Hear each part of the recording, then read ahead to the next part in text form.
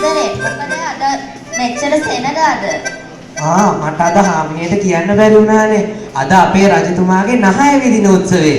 ඒකටයි තමයි මේ කට්ටියම එක්කාසු වෙලා ඉන්නේ. මොකක් රජතුමාගේ 9 විදින උත්සවය? ඔව් අපේ රජතුමාගේ. මේ අපේ රජතුමා ඉන්නේ නැති මොකක්ද අන්දරේ මගේ 9 විදින්න?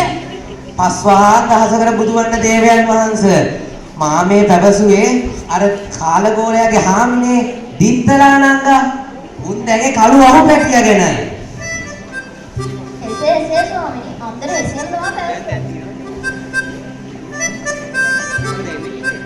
මේ අන්දරේ ඔය වහු පැටිය කිව්වේ වටයි.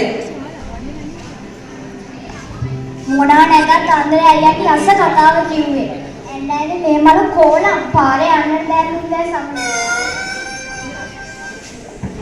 මේ සුනිමල මගේ දිත්තල මේ අන්දරේ මේ සෙනග තමයි ඉතිරියේ මම අමාරුවනේ තමයි මෙහෙට මේ සෙනග රැස්වෙච්ච ඇත්ත කාරණේ කිව්වනම් අපි ඉතින් අතීත කාලේ ඉඳන් වේදිකා නාට්‍ය වලයි නෝන්ති වලයි හතර රඟපාලු කට්ටිය නෝනේ.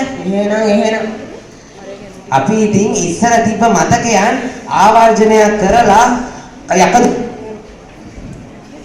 යකදුරෙක් එහෙම ගෙන්න ශාන්ති කර්මයක් කරන්නයි අපි මේ ලෑස්ති වෙන්නේ. අනේ ඒක නම් කොච්චරද? අපි එන සුබරි ඉදිරිලා යමු නේ ස්වාමීනි. හොඳයි ඉසුන්වහන්සේ.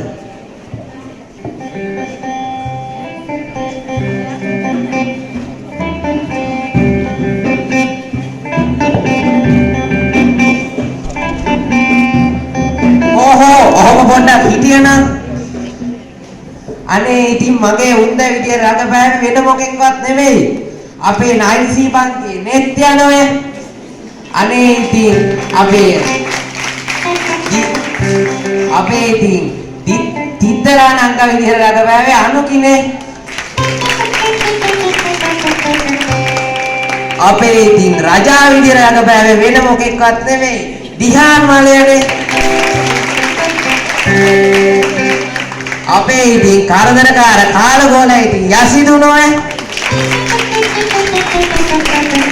අනේ ඉතින් අපේ විසුණු වහන්සේ වෙන මොකෙක්වත් නෙමෙයි කිරුකිනේ.